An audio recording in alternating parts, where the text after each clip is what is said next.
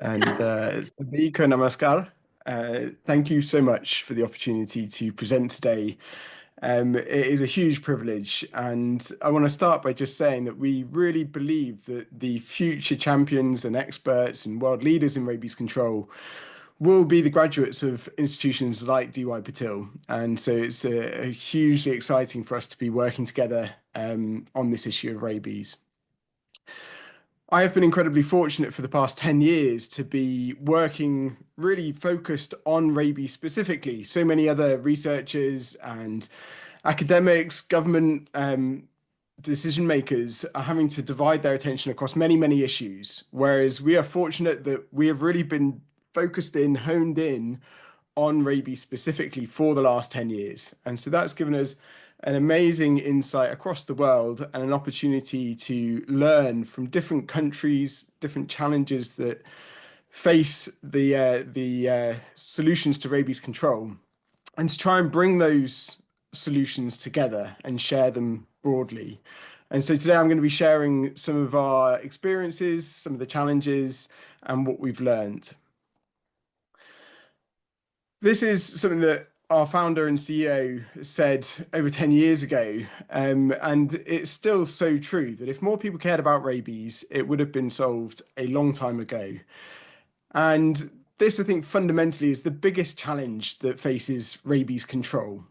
When we say people, that goes across the board. That's governments, grant-giving organizations, philanthropists, individuals. It is everybody. If more people cared and felt that rabies was an important issue, then more would be done to solve it. And the recent example that demonstrates that was the COVID-19 global pandemic, which obviously was a huge impact for everybody, and that resulted in the solution being found within a couple of years. So just to show that if people really care and feel it's important, then progress will be made. And that is very true for rabies. So fundamentally, how do we make it clear that rabies is an opportunity and that it is something that we should all care about and prioritize? And I suppose it's a question, is that true? There are many priorities. And so we're open to hearing how people feel about where rabies sits amongst their priorities. I find it really interesting that 100 years ago, rabies was top of the global public health agenda. And we can see that in that the smallpox vaccine was the first ever vaccine to be created, followed by rabies in 1885, followed by all the other vaccines. And if we look at what is most important in the public health agenda, it is what are the greatest minds on the planet working on? And we saw that with COVID-19, where everybody was focused on COVID-19. In 1885, it was rabies. Rabies was one of the first vaccines ever created. And so it was clearly a huge global health concern. And we can see that from this, really. And why was that? I think it really comes down to the unique way in that rabies impacts people and the way that it causes death. It is unique and it is shocking. There is no other death like it. And in particular, I've spoken to people that have very sadly lost family and friends and loved ones to rabies. The rabies virus impacts on the brainstem and it affects the most basic of bodily functions, one of which is swallowing. And this is what causes the classic symptom of rabies of hydrophobia. So the rabies virus affects the brainstem, which coordinates the involuntary swallowing reflex in that process. And so that becomes dysfunctional. And when people even see water or when a breeze is blown on their face, their throat goes into a painful spasm, and that's what causes the hydrophobia or aerophobia. The virus also affects the limbic system, which controls emotional regulation and puts you into a constant state of fight or flight. It causes the sympathetic nervous system to become overactive. And so you're in this constant state of being triggered, kind of on edge. And I think this is just the most awful way to leave the world. You know, you are thirsty, but you can't drink. You're in pain, but you can't rest. And you're dying, but you can't be comforted. Even when people come to hug you, you don't want them near you. And so there is really nothing like the death from rabies.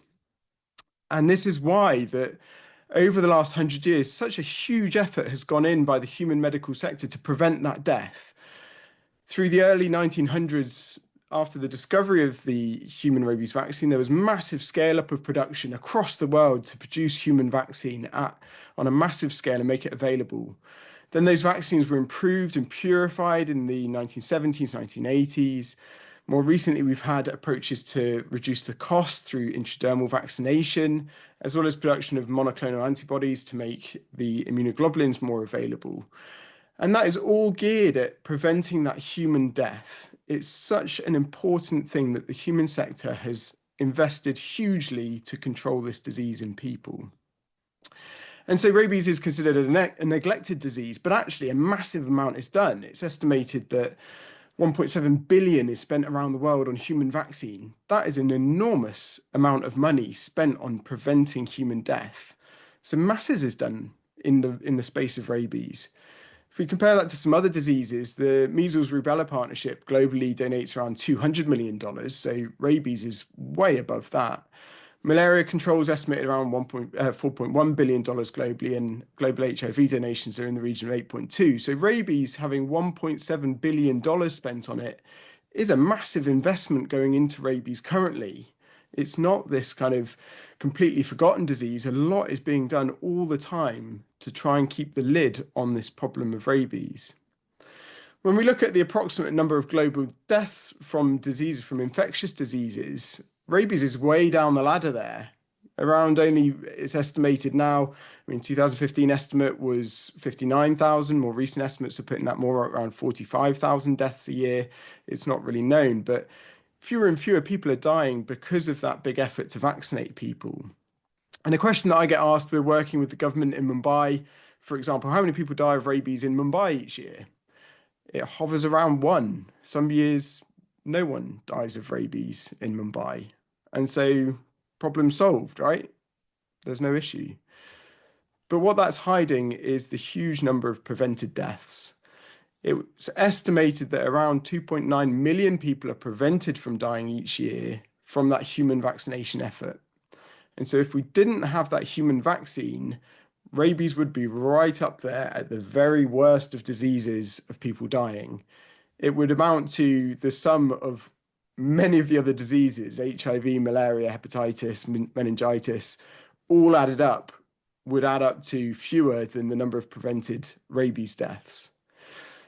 And if, again, we look at Mumbai, the reason that there are so few deaths in Mumbai is because of the enormous density of post-exposure treatment centres and hospitals. There's 147 bite clinics in Mumbai and 120 hospitals. And it's really hard to get your head around the amount of resource that's going in to keep the lid on this rabies problem. That's just Mumbai. When you scale the effort up across the human health sector globally, it's just mind-blowing, the amount of effort and resource that's going into this problem. My brain operates at this kind of level, so bear with me for a moment, but the analogy I use is some participation for everyone. If you squeeze your fist really hard right now, everyone squeeze your fist and imagine you're holding a hose pipe and you're trying to stop the water from pouring out that hose pipe. This is the human health system squeezing that to stop people being affected by the rabies virus and the population getting impacted by this rabies problem. And that human health sector is squeezing harder. The PEP centers are trying to squeeze it, put pressure and stop the water coming out that hose pipe. And there's some people stop dying and then, okay, we add intradermal vaccination, make that vaccine more available, stop more people being impacted by rabies. Now let's add in the monoclonal antibodies, get more immunoglobulin out there, and that stops more people dying. But no matter how hard the human health services squeeze, they can't stop the impact altogether. These people at the bottom of the ladder are the ones that fall through the net, the people that aren't educated and aware that they need to get vaccinated, the people that live outside of kind of the societal systems of educational healthcare. They're the ones that continue to die of rabies. But the people with the influence, the power, the privilege that are up at the top of the ladder that are no longer affected don't see these people who are dying in the most awful way still. And so rabies doesn't impact the most of people because of this huge amount of effort and pressure from the Human Health Service. But there are still people dying and there will always be people dying down here. Even now, there are new ways being looked at to get those people protected. Can we fly vaccines via drone out to rural areas when there's someone bitten by a rabid dog? Make sure they get the vaccine. Can we develop intradermal vaccination, microdermal patches with microneedles to get that vaccine out to everybody and stop the impact altogether? So even more effort is being put into that human component. But the question is, and even then, so what happens then? Okay, so we've got this huge effort here on the human health sector to put that pressure on. But when there are vaccine shortages, or when there's huge displacement of people from natural disasters, or when there's some other health priority impacts the health services, and they take their focus off of rabies, what happens then? The pressure gets taken off, and suddenly people are dying of rabies all over again because the problem hasn't been addressed. And so the question is, who's looking down the pipe and saying, well, all the way down that hose pipe at the tap? And when you follow it, you see, oh, it comes from the dogs. It's circulating in the dog population. And well, where are the vets? What are the vets doing with the dogs? The vets are all busy out on the farms because wild cows are important to the economy, and the vets are solving difficult problems and important diseases on the farms, but they're not really interested in the stray dogs because the stray dogs don't have any economic value to the country. So, of course, there's private veterinary sectors working with the pet population, but the rabies virus is predominantly circulating in the roaming dog population. People have been looking at the tap for 30 years or more saying, well, we probably should turn this tap off. And a lot of research studying, well, how would you turn that tap off? But obviously, what's needed is for someone to grab a hold of that tap and for us to start putting pressure to turn that tap off, to address this problem in the dog population, and put as much effort on turning the tap off in the veterinary component as is being put in the human component.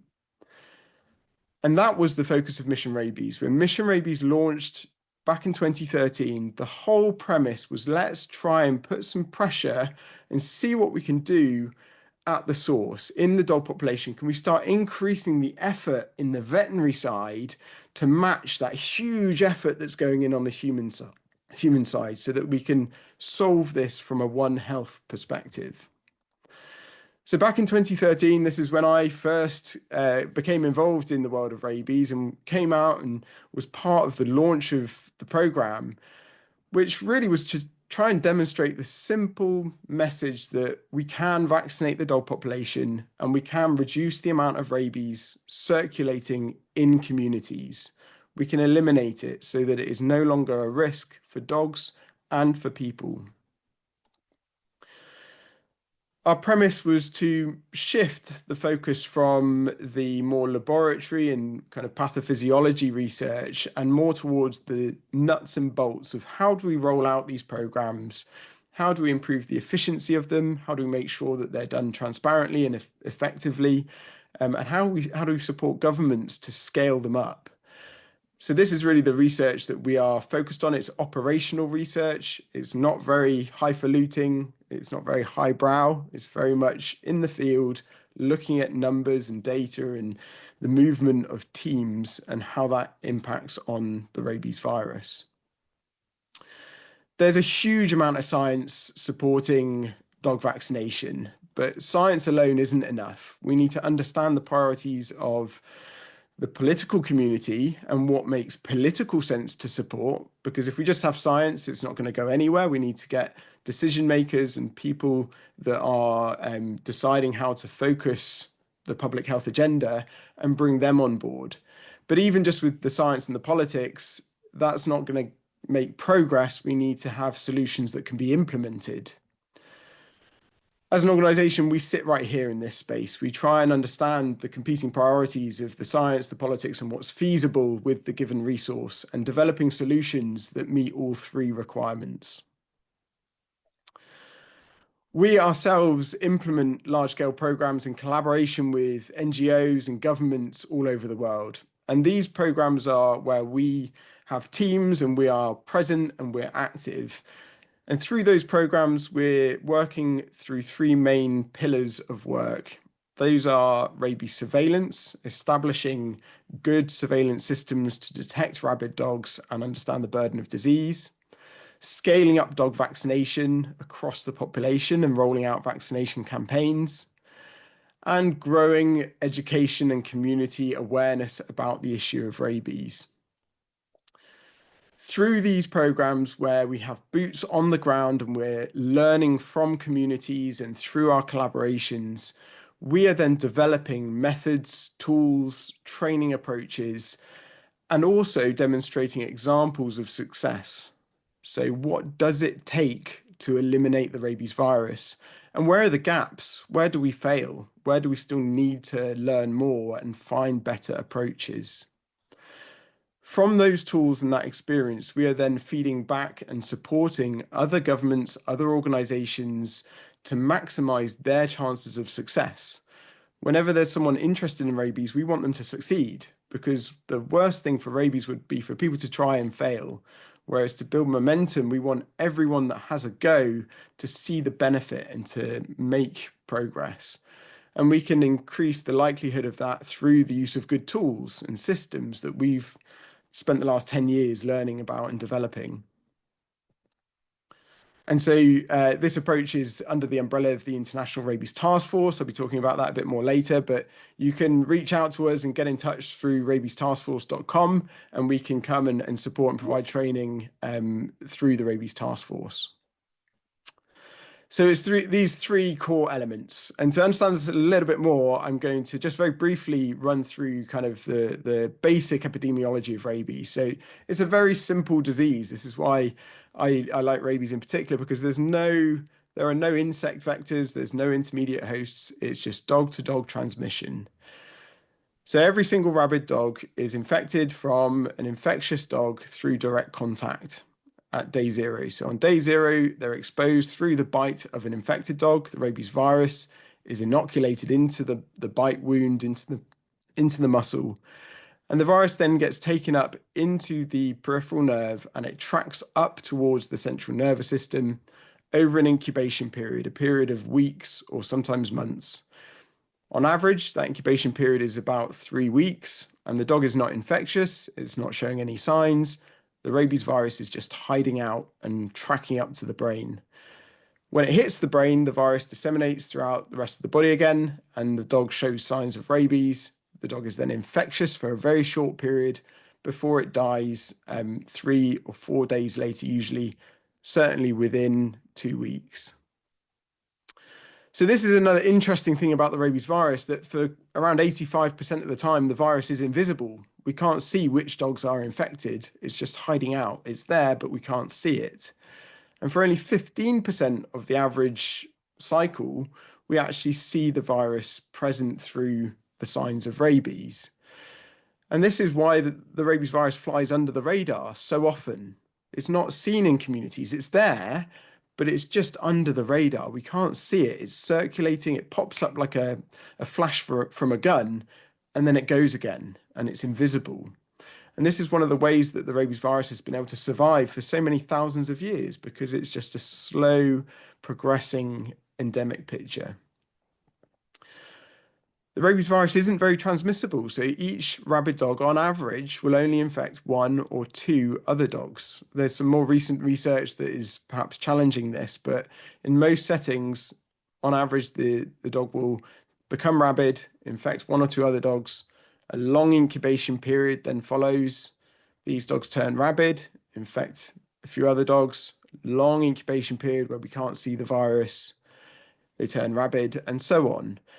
And because all of these rabid dogs die, there is nothing left to see. It's not like other diseases where you can see sick animals that are present. The rabies virus is then gone.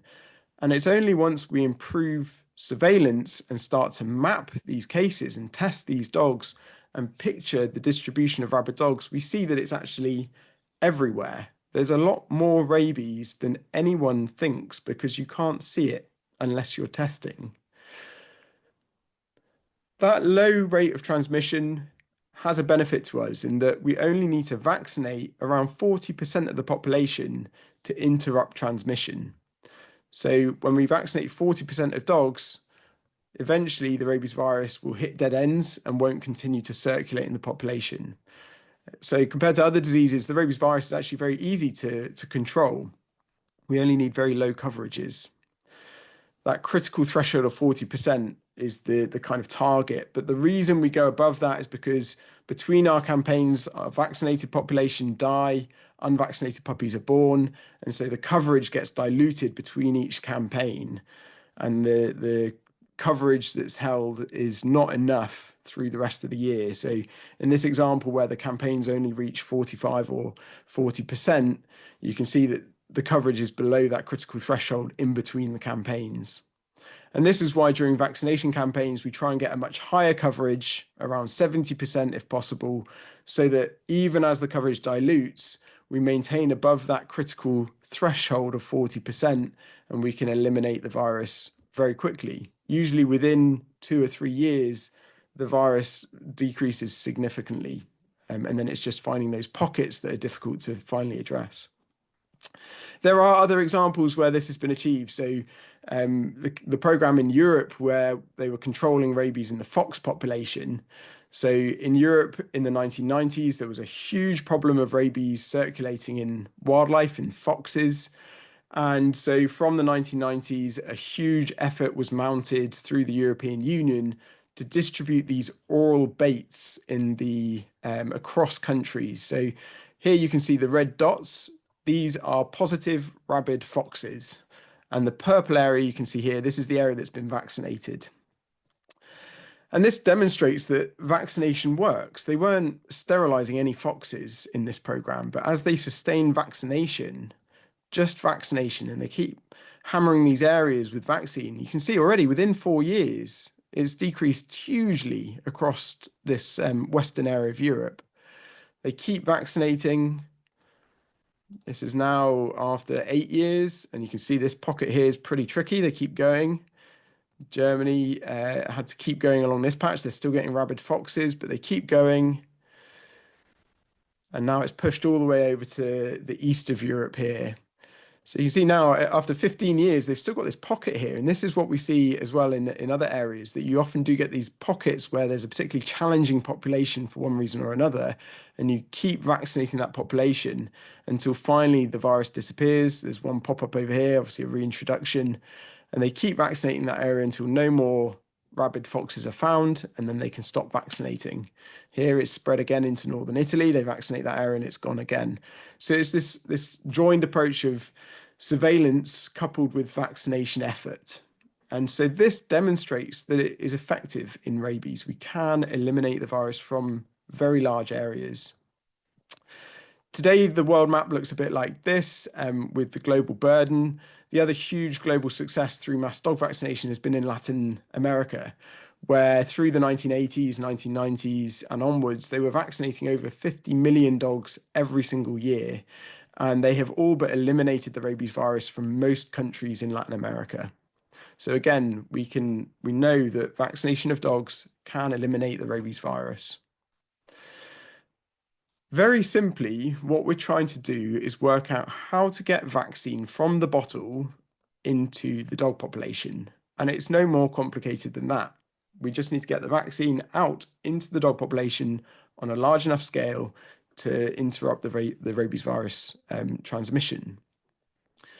To do that, we really need to understand the dog population composition and to understand how dogs are confined, how are they accessed, and so on. One of the solutions that we've developed that has transformed our ability to improve our approach is through the use of mobile technology and digital data collection at the point of vaccination. So the WVS app was developed over 10 years ago now with these forms that we collect data about every single dog vaccinated. We're actually launching a new version of the app this year, which will be a huge level up on the system. But quite simply, this data gives a transparency to the programs and validates in a better way than you could with paper and pen. So we get the details of every single dog. We can take a photo of every dog. We get the GPS and date of every dog vaccinated. And that enormous data set gives us a huge overview of the dog population structure.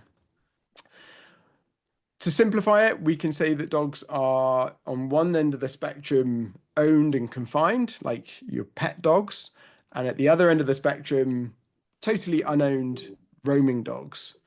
And then we've got this big grey area in the middle of owned dogs that are sometimes allowed to roam and sometimes confined. But quite simply, these are kind of the groups of dog population that we see around the world. Depending on the composition of the population, will affect the approach to vaccinating that group and how to do that most efficiently. There are very few approaches that we can really roll out for dog vaccination. We've got central point campaigns, house-to-house vaccination, and then capture, vaccinate, release using nets or more intensive approaches. These methods require different resource as we move up through them. So for central point, you can do that with one person. One person stands in a place and just gives vaccine to the people that bring their dogs. House to house, again, you can do it with one or two people, but you do need transport to drive around the community and going house to vaccinate the dogs. And then capture, vaccinate, release, you need a much bigger team with nets and a big vehicle and a lot more resource. And so obviously, as you go up through these methods, the cost per dog also increases. So we want to use the least expensive method possible to still get enough of the population vaccinated. That coverage is still important.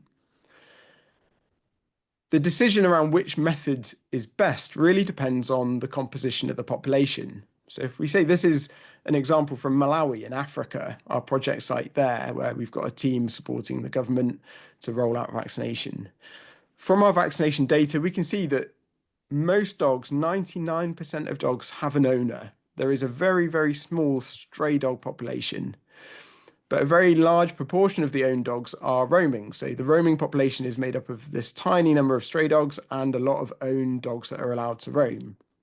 And this is great because it means that we can vaccinate these roaming dogs by getting the owners to help us.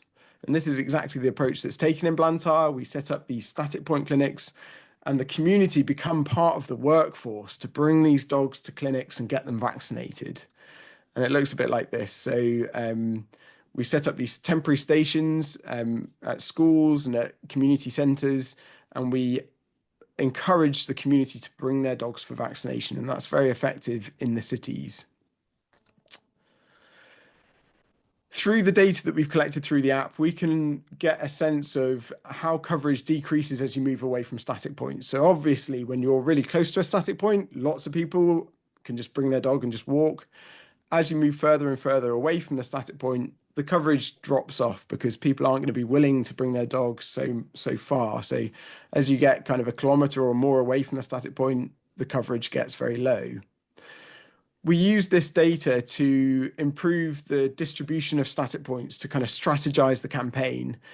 And through this, we were able to hugely increase the efficiency of that program and develop a strategy that can help the government to plan these clinics in a way that's efficient and can scale up across the country. So that's how it's done in Africa. In India, the situation is slightly different. So in our project site in Goa, the population is more evenly split. We've got 50% owned dogs roughly and 50% stray. So it's a very different picture to Africa. And again, if we look at roaming and confined, a large proportion of these owned dogs are also roaming, but a large proportion of the roaming dogs are stray, as you can see. When we started in Goa and work in India, we predominantly used these net catching approaches to go around communities and catch the stray dogs with nets. But what we found was that a very large number of dogs could be held by hand. So many dogs are friendly or owned. And so what would happen would be that two of the team would go around the door to door and vaccinate the friendly dogs, and the rest of the team would be kicking their heels and sitting on the curb waiting, which isn't a good use of resource. One of the learnings we then had was to use those more intensive net catching approaches specifically for the strays, but for the owned dogs, use smaller teams of door-to-door vaccinators doing the community dogs and the friendly dogs. And so this is what we do now. We have small teams that zip round doing hand catching, vaccinate the friendly dogs, followed by the net catching teams doing the more difficult to catch dogs and boost the coverage because we wouldn't get enough coverage through this alone. And this is really the focus now. And we actually vaccinate more dogs by hand now than we do using the nets. So it's a combined approach in many of our projects in India using hand catching and net catching approaches. Over the last 7 years, we've been doing a lot of research to explore the potential benefit of oral vaccines. These are vaccines that are given in a bait, and you can drop it for the dog chews the vaccine and gets it in its oral cavity in the mouth, and it gets vaccinated that way. And so we feel that this will be of huge benefit in scaling up activities in India.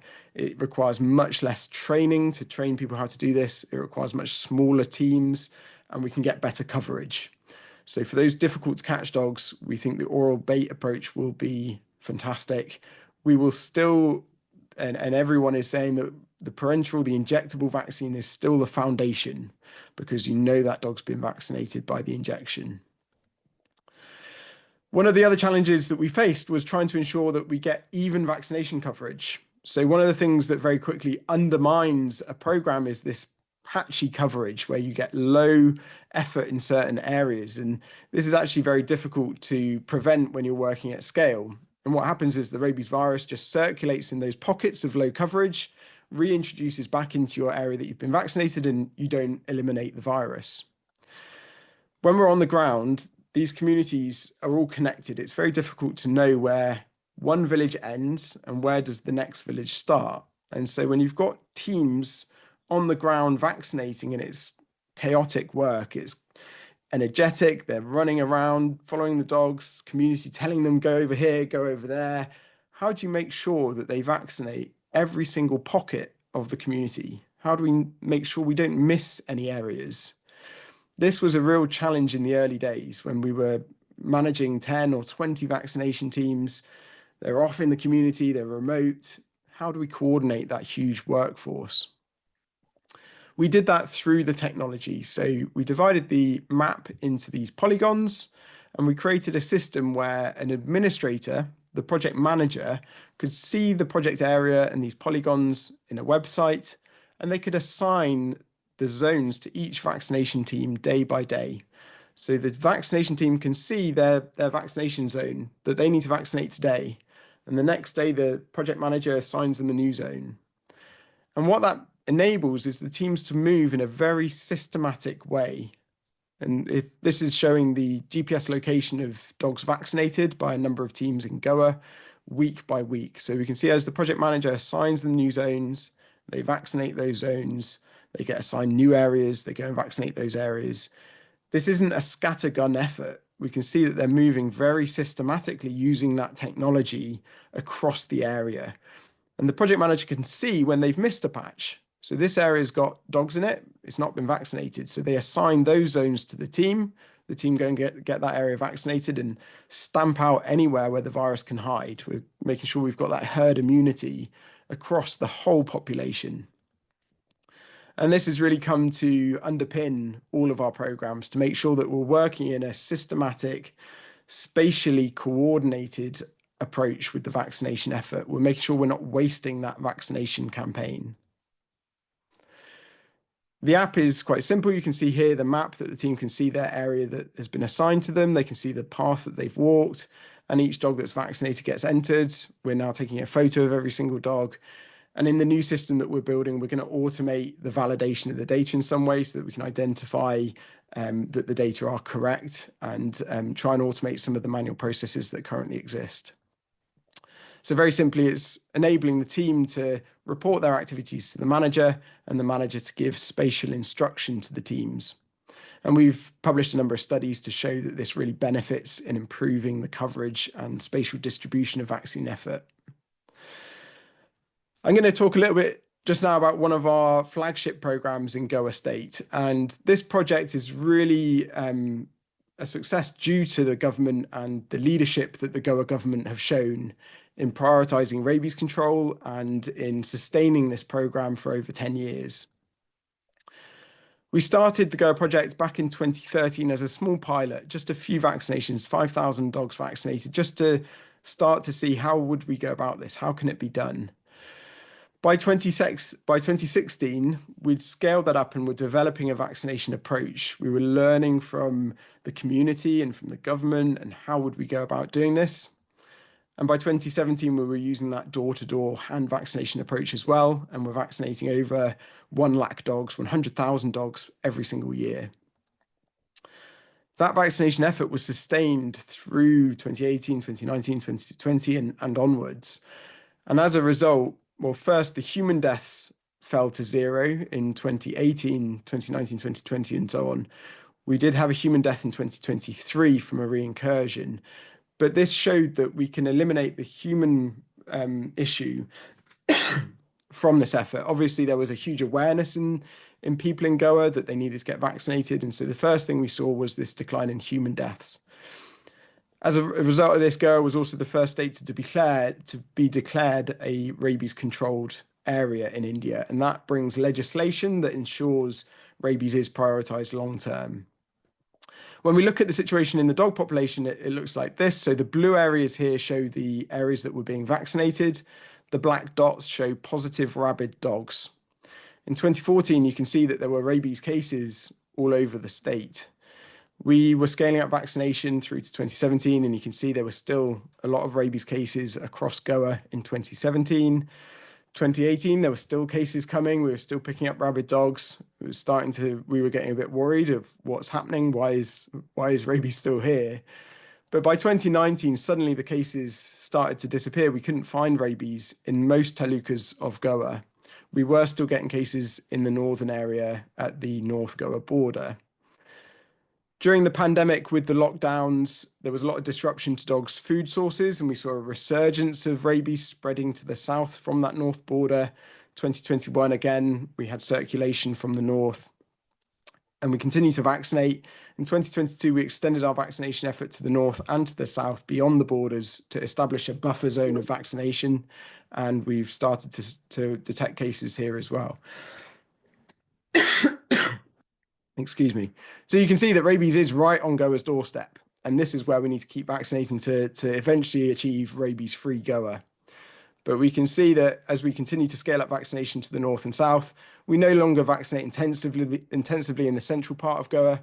We remain vigilant through surveillance to monitor for reintroduction, but the problem areas are really at Goa's borders. And so for most of Goa, we don't see rabid dogs anymore. And we hope that children growing up today won't have rabies as something that they experience on their streets. When we first arrived in Goa, there were rabid dogs every single week in the communities, whereas that's something that's just not seen. We're working now to improve the spatial understanding of dog populations, so high-resolution mapping to predict and to estimate where dogs exist so that we can strategize the campaign appropriately. And this is something that we're working on with our partners in the International Rabies Task Force to support other projects as well, to understand from the start, where are there dogs? Where do we need to focus our vaccination efforts? We're also working to establish virus sequencing so that we can understand the movement of the rabies virus and again, plan our programs more effectively. In 2023, this is the latest data. So the orange dots here show where dogs are being vaccinated. The red dots show rabid dogs. And you can see that there is still rabies virus circulation in the north. This is where there was the human death at the end of 2023, very sadly. And in 2024, we had movement in this local area. And so we're intensively vaccinating these regions, just like was done in Europe, to eliminate the virus from these final pockets. And we hope that Goa will be able to achieve rabies freedom in the coming year or two. So it does feel like we have been climbing a mountain with the government of Goa and other partners for the last 10 years. And we're very excited to be approaching the top of that mountain of rabies freedom. But we're also very aware that when you look beyond Goa, Goa is a very small state. And even Karnataka, you know, that feeling of getting to the top of a mountain and looking what's beyond. And there's a much, much bigger mountain to climb with rabies control, rabies elimination in India. And that's fine, because we just need to boot up and get partners on board and start climbing that next big mountain. With rabies control, there is a very clear, or rabies elimination, there's a very clear destination. We are working towards freedom. And so with Karnataka State, it was then saying, okay, well, where should we start? Bengaluru is the biggest city, is the capital. So we started working in Bengaluru back in 2020 in partnership with BBMP and the many other fantastic NGOs that are present there. Within 1 year, they scaled their vaccination effort to 1 lakh dogs across the city. So what had taken us 6 years in Goa to achieve, the Bengaluru government did in 1 year, which is an incredible achievement and just shows what can be done through the governments of municipalities and states in India. That program has seen a huge reduction in the rabies burden in Bengaluru city. And so beyond that, the Karnataka state government have also explored the technology that we've provided and have applied a statewide vaccination campaign. They vaccinated over 2 lakh dogs in a single month in 2022, and they've continued to explore how to grow that campaign as well. So again, through the power of the state government, a huge amount it can be done, and that's an amazing starting point to develop an elimination program. Other programs, recently we've been working closely with the governments of Mumbai city and the surrounding municipalities. And last year we had our first big vaccination campaign involving 5 municipal corporations, many local NGOs who are huge support and amazing to work with. And we vaccinated 26,000 dogs in 5 days in Mumbai. Mumbai has an amazing advantage in that it is geographically isolated. Dogs can't swim too well, so it's a barrier to the movement of rabies into Mumbai. And we're confident that the Mumbai government and the other governments in the area will declare rabies freedom on Mumbai in the coming years. Kerala State have also shown amazing progress over recent years and are scaling up their statewide rabies control program. And so there is an amazing amount of momentum globally. We've got enormous programs with the Cambodian government, with the governments of Guinea, Malawi, and many other countries. It does feel like now is the time to start attacking rabies at the source, to start getting everyone together and turning that tap off. But it is all about the people. Every success in rabies control is due to the commitment and belief of a team of hardworking people that come together to address this problem. And so it's been a huge privilege to work with so many people across the world, and credit goes to all of those across the world that are working on this important issue. There are loads of ways to get involved. So we are supporting programs through the Rabies Task Force. We're providing training and vaccine and the technology, obviously. So if anyone would like to get in touch, go to rabiestaskforce.com. There's a form in there that you can fill in and get in touch with the Rabies Task Force and request support. And we openly give as much as we can at zero cost. So do reach out. We really hope to get more engagement from the veterinary community, particularly in India. So through vet students and veterinary professionals, if you'd like to come and volunteer on any of our campaigns, please do get in touch. Volunteering is one of the best ways to see how we can make a difference on this issue. So go to missionrabies.com. You'll see all of the campaigns up there, but do get in touch directly with us. We're providing additional support for vet students and veterinary professionals from India to come to those campaigns and for us to cover some of the costs of being on the campaign. We've put as much of our kind of learning as possible onto an online platform called the WS Academy. This is continuing to grow. We've got lots of YouTube videos coming soon. So go to the WS Academy to see some training resources. We just at the end of last year, launched an online certificate, our vaccinated training certificate, which we're currently translating into Hindi and other languages. That provides a step-by-step training in the vaccination approach. So how to handle vaccines, how to vaccinate dogs, how to use the app, and so on. So you can find that again at wsacademy.com. But what we really need is the veterinary community, the animal-loving public to all get on board and support dog vaccination. So we just encourage anyone to get involved in your local rabies control efforts, support your local NGOs, and let's control this terrible disease. Thank you very much. Thank you so much for the opportunity to present, and be very happy to take any questions.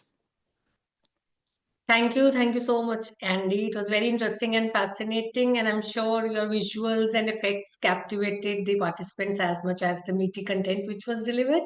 And I'm very sure with participation from all the stakeholders like us, we'll be able to climb and conquer all the small and big mountains as far as rabies is concerned. So yeah, we open the floor for any questions, queries, deliberations, please feel free. And I would request you to switch on your camera when you are addressing the speaker.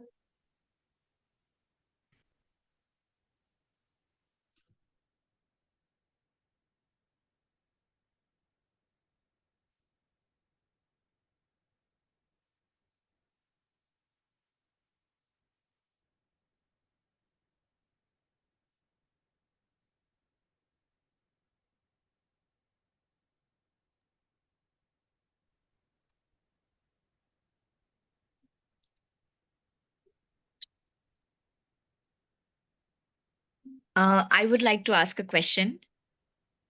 Yes, Meenakshi. Yes, please. Yeah, hi. So thank you so much, DY Patil, for organizing this wonderful session. And I am really thankful to Dr. Andy Gibson for giving such an informative session today. Thank you so much, Dr. Andy. Um, I have shared a very personal relationship with the rabies vaccination because I have been vaccinated thrice since my childhood. And my last vaccination was in the year 2018. Now, all these were related to cat bites. I want to ask Dr. Andy, uh, the the mission rabies. Now, this is very much focused on dog bites. Do you have any initiative to counter misinformation, misconception, or anything regarding rabies transmission through cat bites? Because I have heard this from many veterinarians that you need to monitor the animal for at least 6 months um, till the time you're vaccinated. And even after vaccination, you have to monitor the animal, the stray animal, for a period of 6 months. There is a fear among people that if that animal dies, you're going to die as well. Like, this is a real issue among people who are bitten and who take the rabies vaccination. So, any initiative to counter that, Dr. Andy? I would love to hear from you. Thank you, Meenakshi. Yes, absolutely. So we do have a very active education program that's coordinating with the Ministries of Education and trying to get rabies into the school syllabus and supporting with resources to provide to schools, as well as running programs in schools and training teachers in what rabies is and how to control it. I suppose the important thing is that any mammal can be infected with rabies. And so if you're bitten by a cat, or even if you're, bitten by a cow, for example, that's unwell, then you should get vaccinated, because we get rabid cats. And so if you're bitten by a rabid cat, then of course you're at risk of rabies. So any animal bite, you should go to a bite clinic and have that bite assessed and seek PEP. The monitoring of the animal really only needs to be for 2 weeks. So what you want to know is, was the animal rabid or infectious at the time of the bite? And so if it was rabid, it will die within 2 weeks after the bite. If it's still alive after 2 weeks, it wasn't infectious at the time of the bite. It could still develop rabies 3 months later. It could have been incubating the virus when you were bitten, but it'll only be infectious for the short period before it dies. So that's the advice in terms of monitoring the animal. And we are working to get more of this kind of educational content online through the WS Academy. Our lesson content we're going to be putting up on the website publicly there. But we're also developing other tools. We've got a board game that's going to be coming out to make it fun and interactive to learn about these sorts of things. Because, like you say, it's really important that people understand the true information about how to stay safe. Hope that was helpful. Yes, thank you so much, Dr. Andy. Thank you so much. Hello. Yes, Inya, Hello, please. thank you very much for organizing this program. And it's wonderful to have been listening to Dr. Andy. In fact, we have interacted earlier also, and we are trying to work together on an IBCM project in Kerala. That was a wonderful presentation, and lots of pictures, and very interesting to listen how the work has been done in Goa. And we look forward to slowly picking up that momentum in Kerala also and eliminating that. Just one question. That's regarding the coverage that we intend to get. We said that 40% is what is desired as per R0, but because of the potential of drop down in the vaccination in between the campaigns. We are keeping it at 70%. Isn't it also because the vaccine efficacy of, or the vaccine effectiveness would be much lower, around 70%, and then you divide the herd immunity threshold by the vaccine efficacy, that we are keeping it at 70%? That is the question. Thank you. Thank you for your question, Dr. Zinia. It's a really good one. And so one of the things that's really important is that a high quality vaccine is used. There are many global examples where success has been achieved, the rabies has been controlled, and then the campaign has switched to a low quality vaccine that when it's administered in the field doesn't protect those dogs. And most of the cost of vaccinating a dog is in getting the vaccine to that animal. So in the salaries, in the vehicle transport, in the equipment, in the moving the vaccine around. Only about 10% of the cost of getting the vaccine in the dog is in the cost of the vaccine. And so compromising on the cost of the vaccine to save a bit of money there has the risk of sacrificing all of the other cost, all of the cost associated with the campaign. That can all be wasted if the vaccine doesn't work when it gets to the dog. And it is a concern when you're working in hot environments. The vaccine needs to be stable and robust. And so it is a worry that when it gets to the dog, if it doesn't work, then your whole campaign is undermined. What I talked about with the 70% and how it declines over time, that is assuming you use a good quality vaccine. So if you use a good quality vaccine and you know you inject 70% of dogs, then 99, 100% of those dogs should seroconvert. They should all be protected. That's what the vaccine's licensed for. And so even with that, you vaccinate 70%, but almost immediately, as in the month after the campaign, some of those dogs will have passed away. New puppies are born that are not vaccinated. They dilute that coverage. And so over the year, that coverage will decline.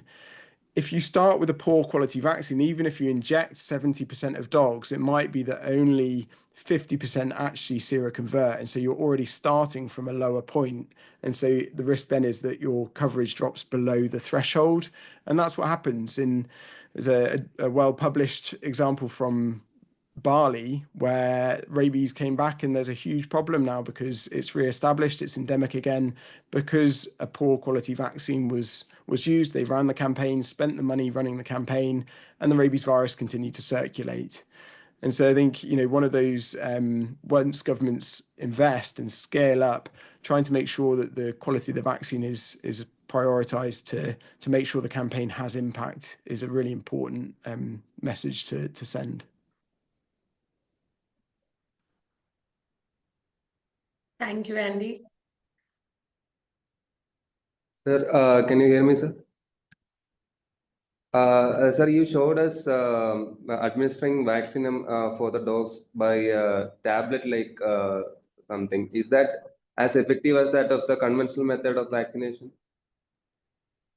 Thank you for your question. Yeah, that's a great question. It's been an area of debate and research for particularly becoming more and more intense over the last 5-10 years. And recently there's been new papers come out that show that it is as effective. The oral vaccine is comparable in its ability to provide immune protection against rabies. So there's been many studies from Thailand in particular. The research group there has been really leading in this area and showing that the oral vaccine is very effective and that immunity is long lasting. So they followed up for years or more. And that because it's a modified live rabies virus vaccine, when a dog consumes that vaccine, the immune response is long lasting and protective. So the oral vaccine it's now licensed for use in dogs in Indonesia. It's licensed for use in canids in Europe. And many, many countries are starting to explore its use at scale. It is obviously, it's a modified live rabies virus vaccine. It doesn't continue to circulate in the population and it is very genetically stable. So there's been lots of studies looking at the potential risk of the vaccine, and that's extremely low. It's a very, very safe vaccine. It's the safest oral vaccine that has ever existed. And so now the question is just understanding how might that roll out? How might it be received by communities? How would the campaigns run, and that's an area that we're actively exploring, supporting other programs to introduce oral vaccines. And it's been under the consideration of the governments of India for a while now, and they're still considering it and looking at how best to evaluate the oral vaccine.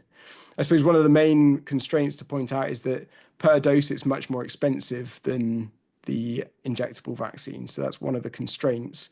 But there's a big cost saving in terms of the team. You don't need a big vehicle, you don't need a lot of staff.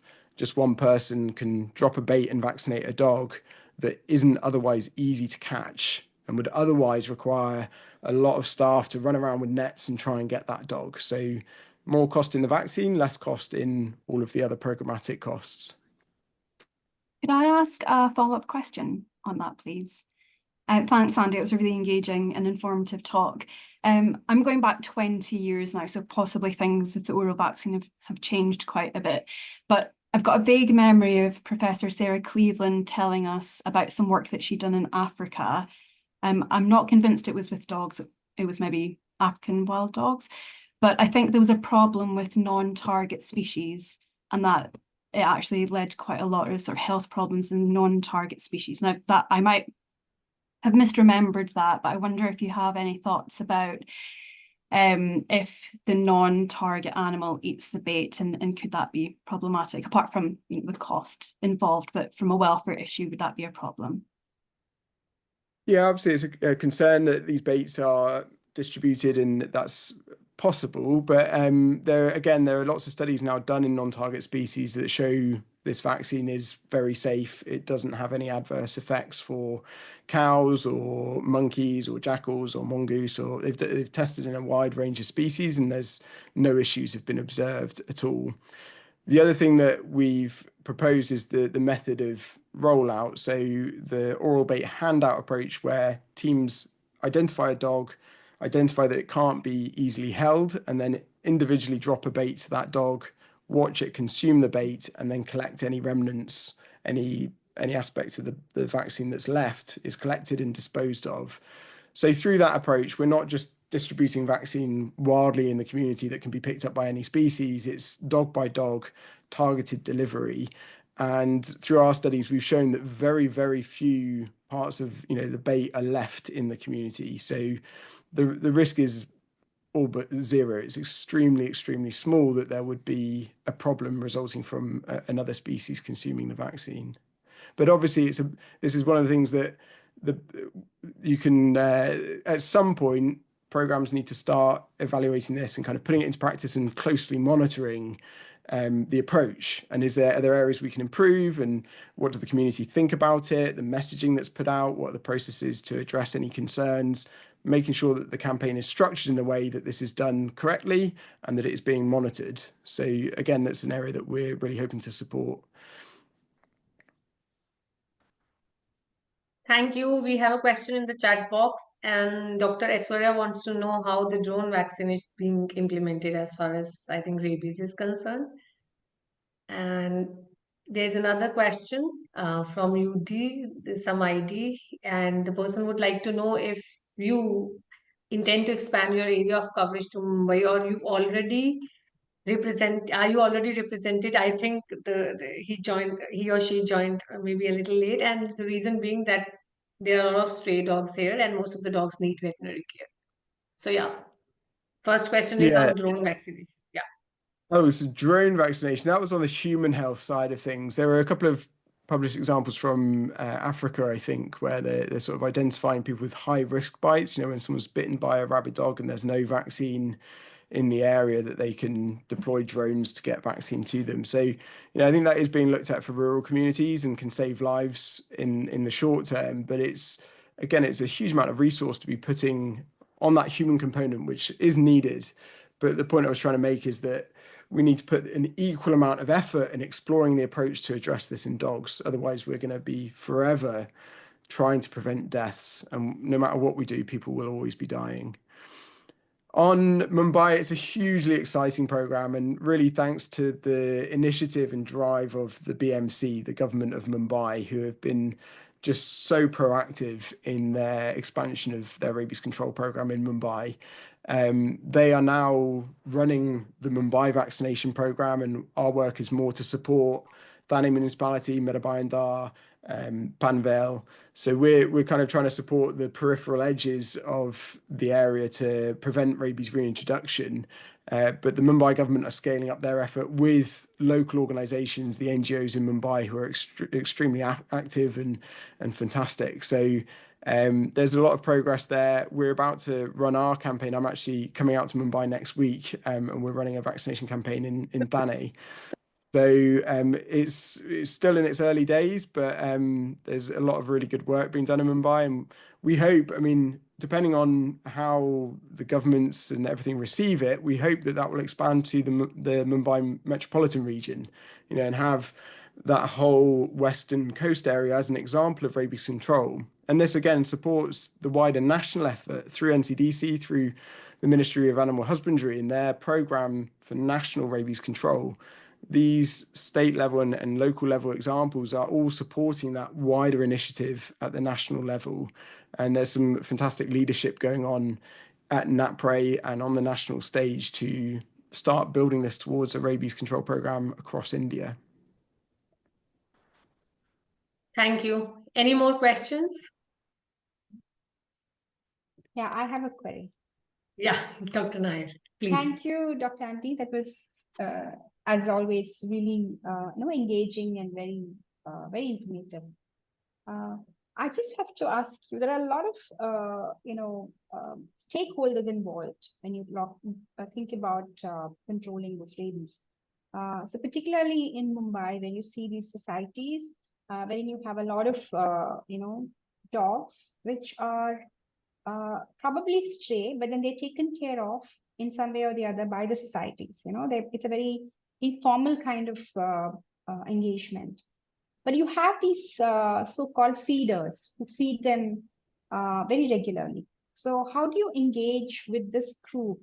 And is it a very important group that you need to talk to or have them involved when you're looking at the larger scope of controlling this deadly disease? Yeah, absolutely. Thank you, Dr. Nair. That's a really important question. So absolutely, 100%. The dog feeding community, the dog loving community are a part of the workforce when it comes to rolling out these campaigns. It's really important that they feel engaged and that we sort of use their energy and their connection to the population to help us increase that coverage. They're the people that know where there are dogs and they know how best to capture those dogs and to get them vaccinated. They can help us to hold many of the dogs. Often these dogs that are being fed, they are the only person that the dog will allow to hold them. And so in Mumbai, we ran a big survey of the dog feeding community. There was a big registration process and they were all engaged in the program. And each team had a list of the feeders when they were in their area, and they'd go and meet up and get sort of escorted around where the dogs were for that particular feeder. So yes, it's a really important part of the program. It's something we're still learning how best to engage that community. But moving forward, it's absolutely critical that that they're part of this program, and as well as the dog owning public. So there is a method of having them registered, is it? They are registered on some portal? I mean, Exactly. Yes, I think it was through a Google form that we did last year. I mean, last year was the first year we ran the campaign, and we sort of publicised the link to the form, and they could register as a feeder and say how many dogs they feed and which areas of Mumbai they're active, how many dogs, and all that kind of thing, and their phone number. And so it was quite an intensive process to link up. But there were, I think, 1,000 feeders. I want to say there were a huge number of feeders involved in the program. And I suppose that touches on that rabies is part of a much larger concern. The stray dog problem is often the primary thing that governments want to address. It's the daily challenges that free roaming dogs do present in society. People can be scared of them, or they can bark at night and all these kind of things. And so oftentimes we're asked, well, rabies isn't really impacting people, but the dog nuisance problem is a very much a concern. And so it's something that when we're focused so much on rabies and talk so much on rabies, that we mustn't miss that big part of the discourse.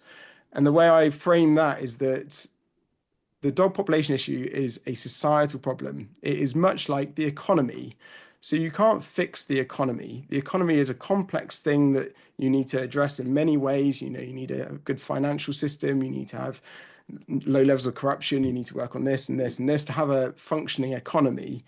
And the dog population issue is similar in that we need to have responsible ownership. We need to have rehoming practices. We need to have garbage management.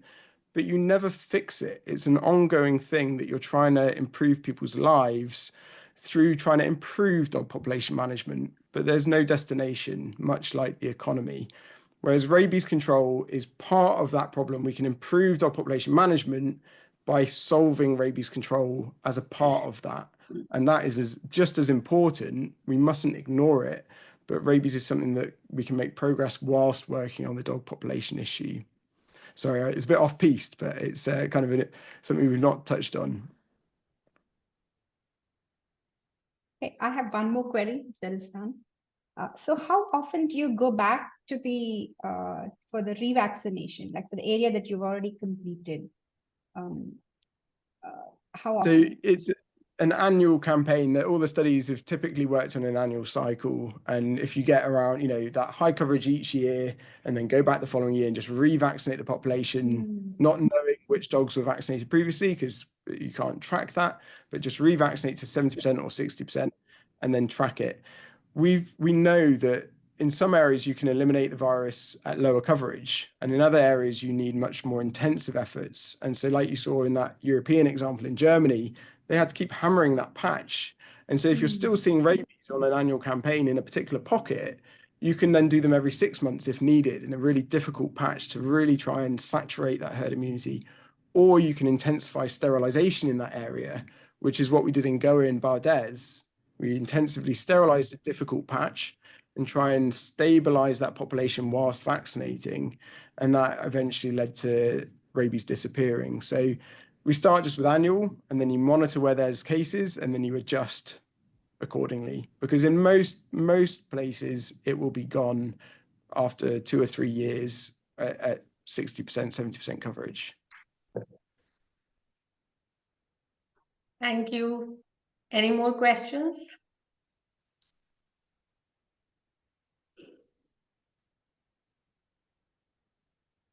Yeah, I think Dr. Gibson answered the question in a very Dr. Shweta. Yeah. One We have quick Nandu, question. Dr. Nandu. Yeah. Doctor, very thanks for such a wonderful talk. It's very interesting to know that connect and disconnect between science, politics, and implementation. It is very nicely depicted there. So I'd be happy to know, in the Indian context, you have showed, you said in the African context, there was a huge community responsibility. People are coming forward to vaccinate the stray dog, even the stray dogs. So how does this science, politics, and implementation connect in Indian context, helping some kind of community responsibility among the people?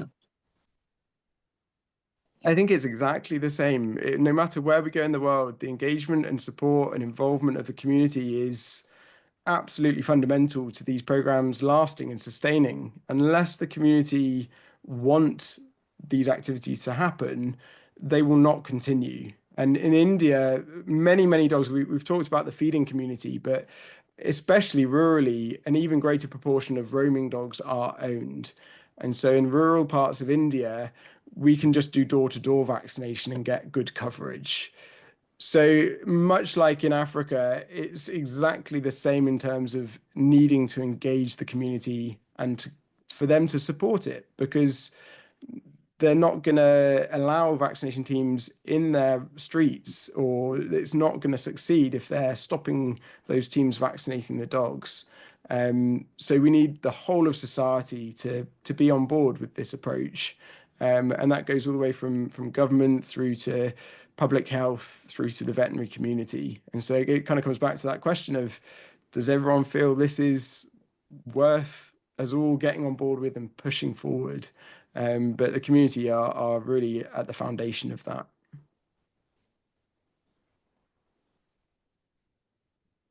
Thank you for your question. Thank you. Yeah. Any more questions?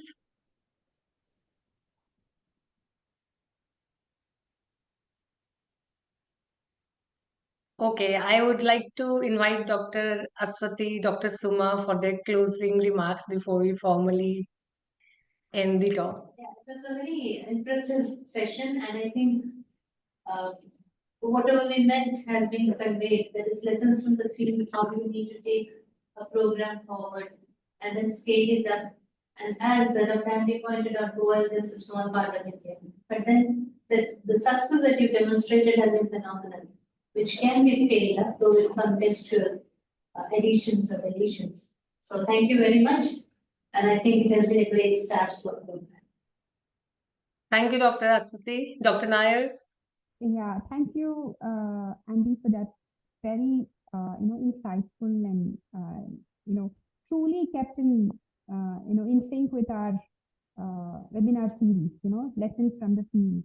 So this has been a very lot of valuable lessons. Clearly going to be useful when you're thinking of scaling up in whichever part of the country that we have to, particularly because this is a disease which we need to eliminate by 2030 as promised, and I'm sure we should be able to do it. So thank you once again, and I must thank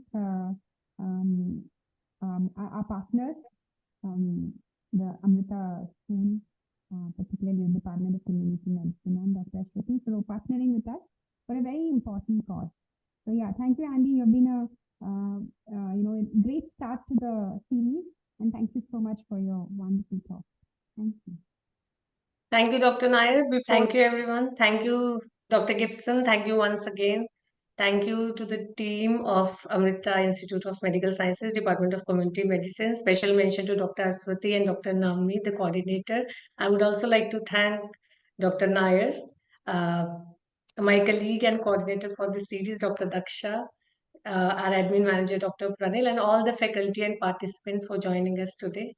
Thank you. Thank you so much. Thank you all. Thank you so much. Thank you. Thank you.